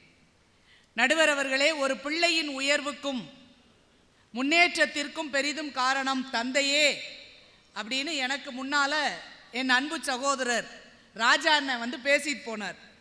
அவர் பேசும்போது அவர் நிறைவாக முடிக்கும் போது ஒன்று சொன்னார். என்ன சொல்கிறார்? இளையராஜாவினுடைய அந்த ஆற்றல் அவருடைய மகன் யுவன் சங்கர் ராஜாவை உருவாக்கியது, அப்பா தானே உருவாக்குனாருங்கிறார். ஆனால் இளையராஜா என்ன பேட்டி கொடுக்கிறார் தெரியுமா? நான் இப்படி இசைஞானியாக வருவதற்கு என் தாய் சின்ன தாயின் தாலாட்டும் வயல்வெளிகளில் அவள் பாடிய பாட்டும் தான் காரணம் என்று அவர் தந்தை சொல்கிறார் என்றால் அந்த உயர்வு அங்கிருந்து வந்திருக்குல்ல, நாங்க அப்படி சொல்லுவோம்ல. அதுல அண்ணன் என்ன சொல்றாரு? நாங்க தினம் கொடுக்கிற காசுக்கு நீங்க கணக்கு கொடுக்குறீங்களான்னு கேட்கிறாரு. அப்படியே பஞ்சப்படி பதினப்படி கொடுத்து தள்ளிட்டீங்க லட்சக்கணக்கில். அண்ணன் வாய்க்கு வயிற்றுக்கும் பத்தாம கொடுக்கறது தானே ஆண்களோட வேலை. அதுக்குள்ள நாங்க கட்டுப்பாடாக குடும்பம் நடத்தி சேமிச்சு வச்சிருக்கோம்னா பெண்களை பெருமையா பாருங்கய்யா. அதுல தியாகம் பண்றாங்களாம், ஆண்கள் எல்லாம் தியாகம் செய்கிறார்கள். எப்ப ஒரு போர்வெல் போடுற அந்த லாரியோட சத்தத்துக்கு பக்கத்துல படுத்து ஒருத்தன் தூங்குறான்னா அவன் எவ்வளவு அலுப்பா இருக்கணும், அவனுக்கு எவ்வளவு சகிப்புத்தன்மை இருக்கணும்னு சொன்னார். அது என்னைக்காவது வேலை இருக்கிற அன்னைக்கு அந்த போர்வெல் சத்தத்தோட தூங்குறாருன்னு வைங்க. ஆனா பெண்கள் தினம் தினம் அப்பா விடுற கொரட்டைய தாங்கி கொண்டு தூங்கிக்கிட்டு இருக்கமே, அந்த தியாகத்தை பத்தி நினைச்சு பார்த்திருக்கீங்களா? கொரட்டைய விடுறது இல்லையா? அதெல்லாம் தாங்கி கொண்டு இருக்கிறோம்னா அந்த பெண்களை பற்றி யோசிச்சு பாருங்கய்யா. அதுல ராஜ்குமார், அதுக்கு முன்னாடி ராஜ்குமார் பேசுறாரு. எப்படியா? பெண்கள் வயிற்றில் தான் 10 மாதம் சுமந்தீர்கள், அதன் பிறகு மனதிலும் தோளிலும் சுமந்தது அப்பா. நாங்க அப்புறம் மறந்துருவோமாக்கும் இல்ல என்னன்னு கேட்கிறேன். மனசுலையும் தோளிலும் சுமப்பது அப்பான்னு சொல்றாரு. பெண்கள் என்ன அதோட விட்டுட்டு போயிருவாங்களா? பிள்ளைய பெத்து போட்டதோட ஏதாவது சொல்லணும்னு சொல்லாதீங்க ஐயா. ரொம்ப அழகா பேசுறார். அம்மா அப்பாடாங்கிறதுக்கு ஒரு விளக்கம் சொன்னார் பாத்தீங்களா? அதுக்கு அதாயா அர்த்தம். முழங்காலுக்கும் மொட்டை தலைக்கும் முடிச்சு போடக்கூடாது. ஒரு ஏதாவது ஒரு இடத்துல நம்ம போகும்போது கையிலையோ காலிலையோ அடிபட்டுருச்சுன்னு வச்சுக்கோங்களேன், உடனே நம்ம வாயில என்ன வரும் தெரியுமா? அம்மானு தான் கத்துவோம். முதல்ல அம்மானு தான் கத்துறோம். ஏன் தெரியுமா? அது ஒரு உளவியல். ஏதாவது ஒரு அடிபட்டு காலில் கல்லு தட்டி ரத்தம் வந்துச்சுன்னா அம்மானு ஏன் கத்துறோம்? ஏனென்றால் என்னை பெற்றெடுக்கும் போது எவ்வளவு பெரிய வலியை என் தாய் தாங்கி கொண்டு என்னை பெற்றெடுத்தாலோ தெரியலையே, என்னால இந்த சின்ன வலியை தாங்க முடியவில்லையே என்றுதான் அம்மான்னு எல்லாரும் கத்துறது. ஆனா அந்த வலி சரியான போன பிறகு சொல்லுவோம் அப்பாடா. ஏன்னா அந்த உலகத்துல வலியே இல்லாம இருக்கிற ஒரு ஜீவன்னா அது அப்பா தான். அதனாலதான் அப்பாடான்னு அங்க வருது. இவர் வந்து அப்படி மாத்தி மாத்தி பேசுறது ரொம்ப அழகா. என்னமா புலவர் பேசுறார் ரொம்ப அழகா, இலக்கியத்திலிருந்து சொன்னார். ஈன்று புறம் தருதல் என் தலை கடனே, சான்றோ நாக்குதல் தந்தைக்கு கடனே. புலவர் தெளிவா தானையா சொல்லி வச்சிருக்காங்க சங்க காலத்துல. எப்படி எப்படி சொல்லுங்க. இப்ப எல்லாத்தையும் சொல்லும் போது ஈன்று புறம் தருதல் என் தலை கடனே, சான்றோ நாக்குதல் தந்தைக்கு கடனே, வேல் வெடித்து கொடுத்தல் கொல்லருக்கு கடனே, நன்னடை நல்கள் வேந்தருக்கு கடனே, ஒளிருவாள் அருஞ்சமம் முடித்து களிர் எறிந்து பெயர்தல் காளைக்கு கடனே. அப்படிதானா? யார் யாருக்கு என்னென்ன கடன் கடமைன்னு சொல்றாரு. எல்லாருக்கும் கடன் கடன் கடன் வந்தது. ஆனா அம்மாவுக்கு மட்டும் எப்படி சொன்னாரு? ஈன்று புறம் தருதல் என் தலை கடனே அப்படின்னு ஒரு வார்த்தையை சேர்த்தாரு. அப்படின்னா என்ன அர்த்தம்? பெத்து கொடுக்கிறது என்னோட முதல் கடன். ஆனா அப்பா சான்றோன் ஆக்காவிட்டாலும் நாங்க அவனை சான்றோன் ஆக்குவோம் அப்படிங்கிறதுக்கு தான் தலை கடன் பெற்றெடுக்கிறதுன்னு சொன்னாருன்னா அது என்னங்கிறத யோசிங்க. அப்படியே சங்க இலக்கியத்தை பத்தி எல்லாம் நம்ம புலவரையா ரொம்ப அழகா சொன்னாங்க. எப்படியா அப்படி சங்க இலக்கியத்துல செவிலியோட கூற்று இருக்கும், நற்றாயினுடைய கூற்று இருக்கும், அவங்க பேசுனது இருக்கும். சங்க இலக்கியத்துல எந்த இடத்துலையும் அப்பா பேசுனதா ஒரு இடம் கூட கிடையாது. அப்படி இருக்கு இலக்கியத்துலன்னா பிள்ளைகளின் உயர்வுக்கும் அவர்களுடைய முன்னேற்றத்திற்கும் அம்மா தான் காரணங்கிறத மறந்துடாதீங்க. நடுவர் அவர்களே, சில விஷயங்கள் தாய் அன்பு இருக்கிறதே அது நிபந்தனையற்ற அன்பு. தாயின் அன்பு என்பது நிபந்தனையற்ற அன்பு. வளர்ந்து பெரிய ஆளாக ஆன பிறகு பையன் தன்னுடைய கடமையை செய்ய மறந்தா கூட என் புள்ள எங்க இருந்தாலும் நல்லா இருக்கட்டும்னு நினைக்கக்கூடிய உயர்வான உள்ளம் தாய்க்கு மட்டும்தான் இருக்கும். அதே நேரத்தில் பாருங்களேன், பிள்ளைக்கு நம்பிக்கையை கொடுக்கக்கூடியவா தாய். பிள்ளைய தாளாட்டும் போதும் அவன் இடுப்புல வச்சு கொஞ்சும் போதும் பிள்ளை அப்படி இருக்கும் தேவாங்க மாதிரி. ஆனா அந்த பிள்ளைய கொஞ்சுவா, இது நான் பெத்த தங்க ரதம், இடுப்பில் உள்ள நந்தவனம் அப்படின்னு அழகாக பாராட்டுவது அம்மா. தாளாட்டும் போதும் அப்படியே ராசா என் செல்வம்னு கொஞ்சுவா. ஆனா அப்பாவுக்கு தாளாட்டவே கிடையாது. ஒரே ஒரு தாளாட்டு பாட்டு கண்ணதாசன் எழுதினார். எப்படி அப்பா தாளாட்டுறாரு, ஏன் பிறந்தாய் மகனே ஏன் பிறந்தாயோ, அதோட அவன் தொலைஞ்சான். இப்படித்தானே நீங்க எழுதுவீங்க. நடுவர் அவர்களே, அவர் என்னமா செய்வாரு? எழுதி கொடுத்தது தானே பாடுவார். அது அப்பாவுக்கு பையனுக்கு அப்படித்தானே வந்து சேருது, அப்பா பையனுக்கு. நடுவர் அவர்களே, அண்ணன் கேட்டாங்க, அம்மா எங்கேயாவது போய் பிள்ளைக்கு அட்மிஷன் வாங்கிடுவீங்களா, ஸ்கூல்ல வெளி உலகத்துக்கு கூட்டிட்டு போயிருவீங்களான்னு. நடுவர் அவர்களே, இன்றைக்கு பல தந்தைகள் வெளி ஊர்ல வெளிநாட்டில் இருக்கும் போது குடும்பத்தையும் பிள்ளைகளையும் கண்ணும் கருத்துமாக கவனித்து வளர்த்து வரக்கூடியவர்கள் அத்தனை பேர் அம்மாவா தான் இருக்காங்க. ஏதோ ஒரு சந்தர்ப்பம் அப்பா தவறிட்டார்னு வச்சுக்கோங்க, சின்ன வயசுலயே அப்பா தவறி போனால் கூட அம்மா நினைப்பா, ஏன் பிள்ளைக்காக நான் வாழ்வேன் என்று சொல்லி தன்னுடைய உயிரையே உருக்கி அவனை வளர்த்து M Kumaran son of Mahalakshmi என்று தலை தூக்குகின்ற அளவுக்கு பிள்ளையை சிங்கிள் பேரண்டாக வளர்க்கக்கூடியவா அம்மா.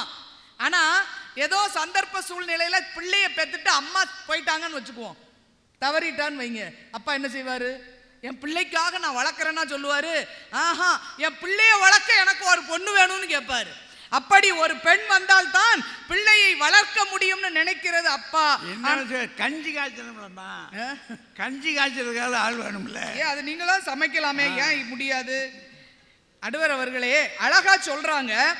இப்ப நம்ம பிள்ளைகள் வளர்ந்து உயர்ந்த பிறகு முன்னேறிய பிறகு வேலைக்கு போய் முதல் மாசம் சம்பளம் வாங்குவான் தெரியுமா நம்ம பையன்.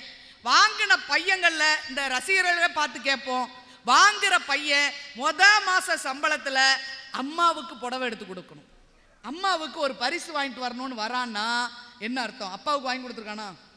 எல்லா பசங்களும் எங்க அம்மாவுக்கு மாச சம்பளத்துல சேலை வாங்கணும், எங்க அம்மாவுக்கு ஒரு பரிசு வாங்கணும்னு வாங்குறாங்கன்னா என்ன அர்த்தம்? என் தாயினுடைய தியாகத்தை பற்றி நான் முழுமையாக அறிந்திருக்கிறேன், அதனால முதல்ல அவளுக்கு தான் பரிசு கொடுக்கணும்னு நினைக்கிறது தான் பிள்ளைகளின் உள்ளம் என்றால், தாய் தான் பிள்ளைகளின் வளர்ச்சிக்கு துணையாக இருக்கிறாள்ங்கிறத மறந்து விடக்கூடாது. நடுவர் அவர்களே, தாய் என்பவள் பிள்ளைகளை பற்றிய ஒரு தகவல் களஞ்சியம்.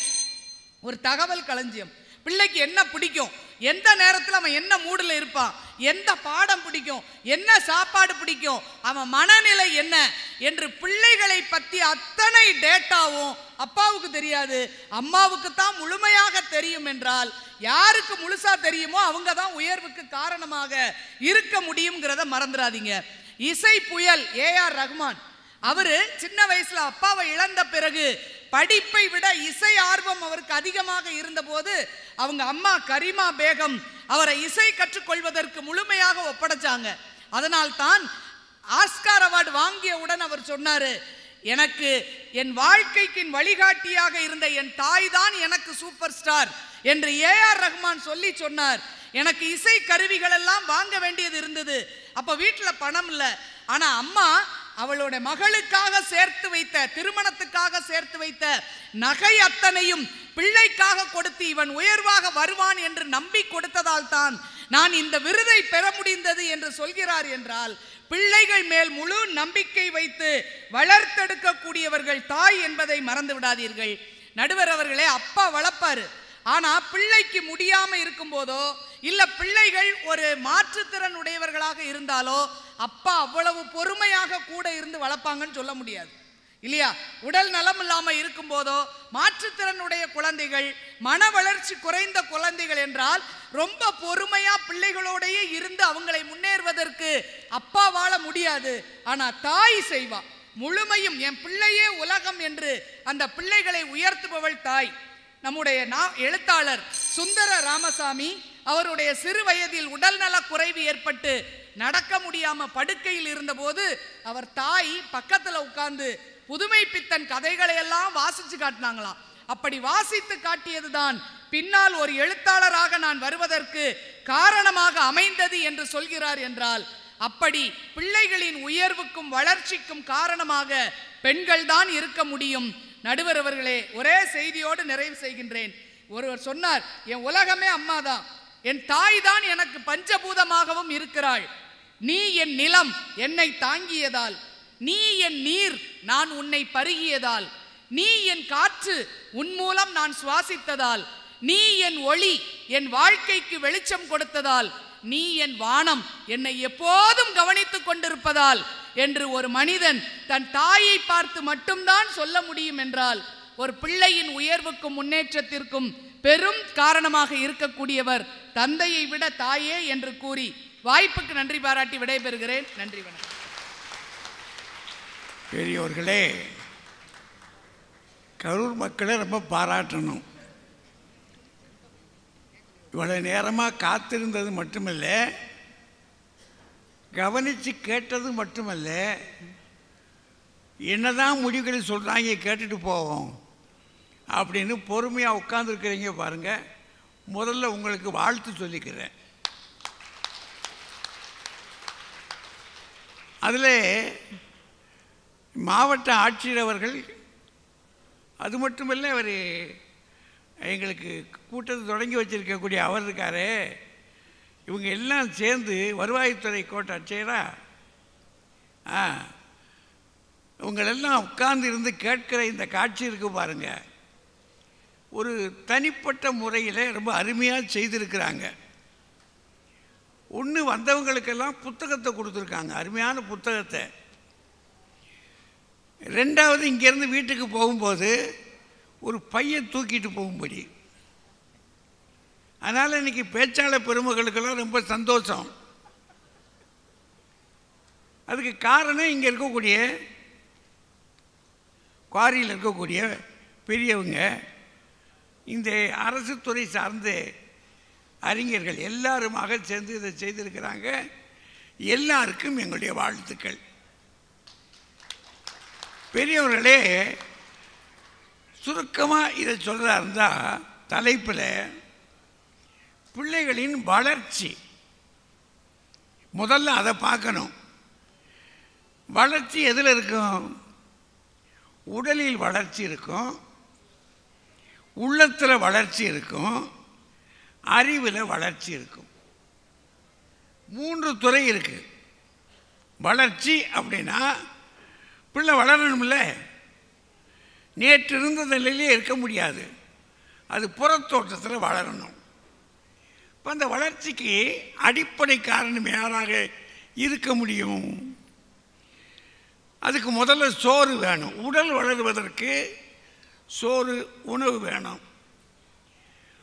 உணவு சம்பாதிச்சு கொடுக்கறது அப்பா, சமைச்சு கொடுக்கறது யாரு? நாவுக்கு ருசியாக கொடுக்கறது யாரு? உணவில் சுவையை காண்பதற்கு வாய்ப்பு தருகிறது யார்? அப்படின்னா உணவு கொடுப்பதில் யார் இங்கே முக்கியமான காரணம்? சம்பாதிச்சு கொடுப்பவரா, சமைச்சு கொடுக்கவரா? பக்கத்தை இருந்து பார்த்து அவனுடைய முகம் திருத்தி உண்ண சொல்கிறவளா? யாரை சொல்லலாம்? கொஞ்சம் சொல்லுங்க. என்னங்கய்யா ஒன்றும் பேச மாட்டேங்கிறீங்க? சம்பாதிச்சு கொடுக்குறவர் தகப்பேன். இப்போ அது இல்லை. இப்போ கொஞ்சம் மாற்றம் ஏற்பட்டிருக்கு. அம்மாவும் சம்பாதிக்கிறான். அதனால் இப்போ என்ன நிலைமை ஆகி போச்சுன்னா, நாவுக்கு ருசியாக கொடுக்குறவர் ஹோட்டல்காரர். அநேக வீடுகளில் இப்போ பூரா அப்படி தானே இருக்கு. எனக்கு இங்கெல்லாம் வலிக்குது, செத்து போகலாம் போல இருக்கு அப்படின்னா என்ன அர்த்தம்? நம்ம அப்புறம் நாடியை பிடிச்சி, சாகாத தாயி நீ இருந்து என்னையே சாகடிக்கணும், நீ முந்தி போயிடாத, ஏதாவது வாங்கி தர்றேன் அப்படின்னு ஹோட்டலில் சொல்லிடுறான். ஆனால் பொதுப்படையாக நாம் உலக வழக்கம், நம்ம வசதி படைத்தவர்களை பற்றி விட்டுருங்க, நம்முடைய கிராமத்தில் இன்றைக்கும் கூட கிராம பகுதிகளையும் நகர்ப்புற பகுதிகளையும் பார்த்தா சாப்பாட்டுக்கு காரணமாக இருக்கிறது அம்மா தான். அப்படின்னா உணவால் உடல் வளருது. உடல் வளர்ச்சிக்கு யார் காரணம்? சரி, உடல் வளர்ந்துருச்சுன்னா உள்ளம் வளரணும். உள்ள வளர்ச்சிக்கு யார் காரணம்னு சொல்கிறாங்க அப்படின்னா, ஈன்று புறந்தறுதல்னு சொன்னா பார்த்தீங்களா, அவங்க சொன்னாங்கல்ல, அதில் இவங்க எதை விட்டுட்டாங்கன்னா இந்த புறந்தறுதல் அப்படின்றதுக்கு அதுதான் அதில் ரொம்ப முக்கியமான விஷயம். தலைக்கடன் கூட இல்லை. புறந்தறுதல்னா இந்த உலகத்திற்கு கொடுப்பது. அவன் வீட்டுக்குள்ளே வச்சுக்கிறது இல்லை. பிள்ளையை பற்றி அவனை ஒரு சரியான மனிதனாக இந்த உலகத்துக்கு கொடுக்கிறான். புறம் உலகத்திற்கு கொடுப்பது யார் அப்படின்னா நான் தான். அது என்னுடைய தலைமையான கடன் அப்படின்னு சொன்னது மட்டுமல்ல, அவனை கவனிச்சுக்கிட்டே இருக்கிறான். அவன் எப்படி இருக்கான்? தான் போட்ட முதல் எப்படி இருக்கிறது, தன்னுடைய விளைச்சல் எப்படி இருக்கிறது, இதை கவனிச்சுக்கிட்டே இருக்கிறான். அதனால தான் சான்றோன் என கேட்டதாய் திருவள்ளுவர் அங்கே சொன்னார் பார்த்தீங்களா. இது எதுக்காக அவன் கேட்குறான்னா, நான் வளைத்தது சரிதானா என்பதை அவ பார்த்து கொண்டே இருக்கிறாள் அப்படின்றதுக்காகத்தான் அப்படி போடுறாங்க. அப்படின்னா இதை பார்க்குற போது தாய்க்கு ஒரு பங்கு இருக்கிற மாதிரி தெரியுது இல்லையா? அவ்வளோதானா? இதோடு நிறுத்திடலாமா? தாய்க்கு ஒரு பங்கு இருக்குது, அவ்வளோதான். இதை ஏன் அப்படி சொல்கிறான்னா, அவன் ஒரு பள்ளிக்கூடத்துக்குள்ளேயே கிடக்கிறான். தாயினுடைய வயிறு இருக்கு பாருங்க, அங்கேயே ஆணும் சரி பெண்ணும் சரி படிக்க ஆரம்பிச்சிடுறாங்க. தாய் வயிற்றுக்குள்ளேயே கருவிலேயே படிக்காருங்க. கருவிலே திருவுடையார்னு சொல்கிறாங்க, கேட்டுக்கீங்களா? இந்த திருவுடையார் தான் வயிற்றில் இருக்கும்போதே. அதுக்கு ஏதாவது சான்று இருக்கா கேட்கலாம். அபிமன்யு ஒரு சான்று. அபிமன்யு படிச்சிருக்கீங்களா? மகாபாரதத்தில் பிரகலாதன் ஒரு சான்று. பிரகலாதன், அபிமன்யு இவங்களாம் சான்று. எங்க தாய் வயிற்றிலேயே படிச்சுக்கிட்டாங்க. சொல்லி சொல்லி சொல்லி சொல்லி சொல்லி அவ சொல்ல சொல்ல சொல்ல மிகப்பெரிய இந்த வயலின் ஆசிரியர் மாண்டலின் சீனிவாசன் இல்லை இன்னொருத்தருமா குன்றக்குடி வைத்தியநாதன் இல்லை, இன்னொருத்தர் சர பாலமுரளி கிருஷ்ணா, இவங்கெல்லாம் தாய் வயிற்றில் இருக்கும்போது கற்றுக்கிட்டாங்களாம். அப்படின்னா கல்வி என்பது தாய் வயிற்றில் இருக்கும்போதே தொடங்கிறது மட்டும் இல்லை, பண்படுகிறார்கள், உள்ளத்தால் பண்படுகிறார்கள். அதனால தான் என்ன செய்யறான், ஒரு அப்ரஹாம் லிங்கன் சொல்கிறாரு, எனக்கு ஏதாவது நல்ல குணங்கள் இருக்கும் என்று சொன்னால் அவை அத்தனைக்கும் என் தாய்க்கு நான் கடமைப்பட்டிருக்கிறேன். அப்படின்னா உடலை மட்டுமல்ல உள்ளத்துக்கும் பெரும் காரணமாக இருப்பது யார் அப்படின்னா தாயின்னு தெரியுது. இந்த வளர்ச்சியில் அறிவுக்கு பெரும்பாலும் அப்பா தான் காரணம் இருக்கணும். ஏன்னா இன்றைக்கு ஒரு 200 ஆண்டுகளாகத்தான் பெண்கள் படிக்கிறாங்க. 200 ஆண்டுகளாகத்தான் பெண்களுக்கு அறிவு வாசல் திறக்கப்பட்டிருக்கு. அதுக்கு முன்னாடி இல்லை, வீட்டுக்குள்ளே தான் இருந்தாங்க, கல்வி கொடுக்கலை நாம். அப்போ அந்த காலத்தில் என்ன செஞ்சுருக்கிறாங்க, அப்பா தான் கொண்டு போய், அதனால தான் சான்றோனாக்குதல் தந்தைக்கு கடனைனார். தந்தைக்கு ஒரு கடமை என்ன போட்டார், சான்றோன் அப்படின்னு ஆக்கிறதுனா அது தகப்பன் தான். பள்ளிக்கூடத்தை கொண்டு போய் இவர் சொன்னார் இல்லையா, பள்ளிக்கு விட்டலனே தந்தையாகிய பாதகனேனார். அப்பா தான் கொண்டு போய் சேர்த்தார். இப்போ என்னையெல்லாம் எங்கள் அப்பாவும் சேர்க்கலை, எங்கள் அம்மாவும் சேர்க்கலை. அது இன்னும் வில்லங்க விஷயம். நானாக போய் சேர்ந்துக்கிட்டேன். அப்படி சில பேர் இருப்பாங்க. அப்போ அந்த மாதிரி இருக்கிறவங்கள விட்டுருவோம், அதெல்லாம் விதிவிலக்கு. ஆனால் பெரும்பாலும் தகப்பன் சேர்த்துருக்கிறார். இதெல்லாம் 200 ஆண்டுகளுக்கு முன்னாடி. இப்போ அம்மாவும் படிக்கிறா, அப்பாவும் படிச்சிருக்கிறாரு, அம்மாவும் வேலைக்கு போகிறாங்க, அப்பாவும் வேலைக்கு போகிறாரு. ஆனால் அப்பா பார்ப்பதை விட அம்மா பிள்ளைகளை கூர்ந்து கவனிக்கிறார். அதில் அநேகமாக தொழில் பார்க்கக்கூடிய சாதாரண அப்பா ரிக்ஷா ஓட்டுறாருங்களே, அவர் ரிக்ஷா ஓட்டினார்னா அந்த வீட்டு தாய் ஒரு 10 வீட்டில் பாத்திரம் கழுவி இருப்பா, சாதாரண தொழில் பார்த்துருப்பா, அந்த பிள்ளைகளை படிக்க வச்சிருப்பா அந்த அம்மா. அப்போ அதை பார்க்குற போது அறிவு என்ற விஷயம் வந்ததுன்னு சொன்னால் அதில் தாயை விட தகப்பனுக்கு ஒரு பங்கு கொஞ்சம் கூடுதலாக இருக்குது என்று நாம் சொல்லலாம். அப்படின்ட்டு ஆச்சுங்களா. இப்போ வளர்ச்சி என்பது ஒன்று பார்த்துட்டோம். உயர்வு என்பது 2 உயர்வு இருக்குது. நம்ம ஊரில் சம்பள உயர்வும் இருக்குது, பதவி உயர்வு இருக்குது. 2 உயர்வுகள் இருக்குது. அதோடு மட்டுமல்ல பண்பாட்டு உயர்வு. இந்த உயர்வுகளெல்லாம் அவன் முன்னுக்கு போகிறது, கல்வி நிறையா இருந்ததுன்னா அவன் என்ன ஆயிருப்பா, நல்ல சம்பளம், நல்ல பதவி கிடைக்கும், நல்ல சம்பளம் கிடைக்கும்.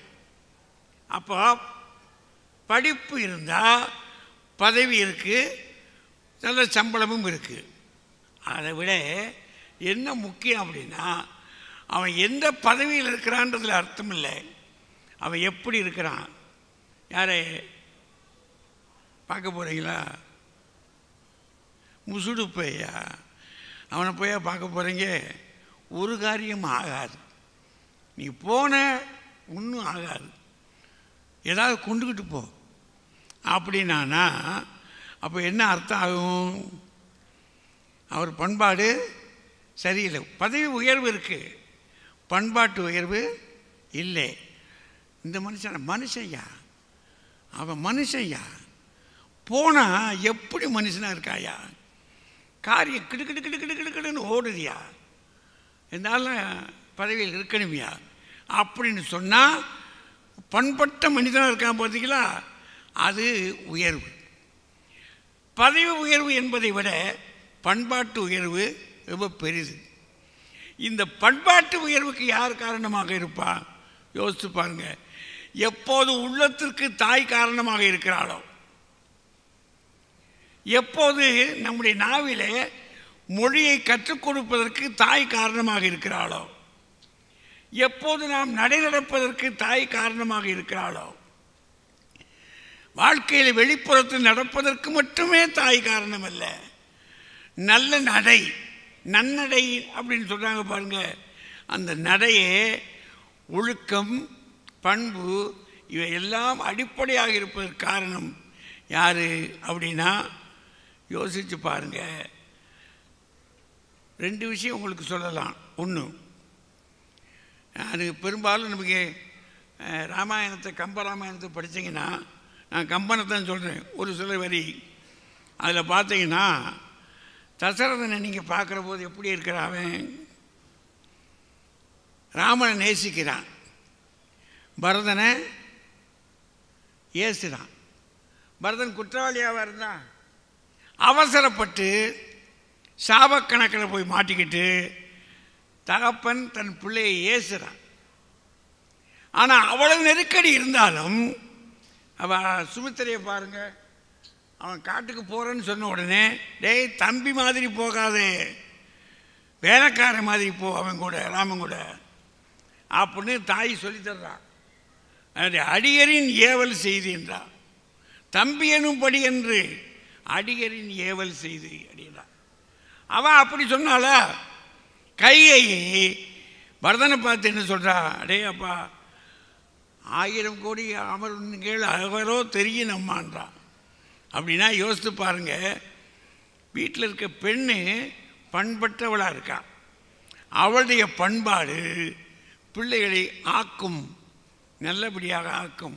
இதை பார்க்குற போது, படிக்கிற போது என்ன தெரியுதுன்னா, தகப்பன் குறை உள்ளவன் என்று தள்ளிவிட முடியாது, உயர்ந்தவன் தான். ஆனாலும் உலகத்தை அளாவி வருகிற அவனுடைய பணியை விட தாயினுடைய பணி கொஞ்சம் அதிகமாக இருப்பதனாலே பிள்ளைகளின் வளர்ச்சியிலும் உயர்விலும் கொஞ்சம் அதிகமான கணக்கெடுத்து கொடுக்கிறது. தகப்பனை விட, தந்தையை விட தாய்க்கு ஒரு பங்கு கூட இருக்கிறது. என் தாயை நினைத்து நான் இந்த தீர்ப்பை தருகிறேன். நீங்கள் உங்கள் தாயை வச்சு நினச்சிக்கங்க. ஏன்னா இந்த தீர்ப்பு கொடுப்பதுதான் என் தாய்க்கு உகந்தது. அவள் என்னை ஆளாக்கினாள் என்று நான் சொல்லணும்.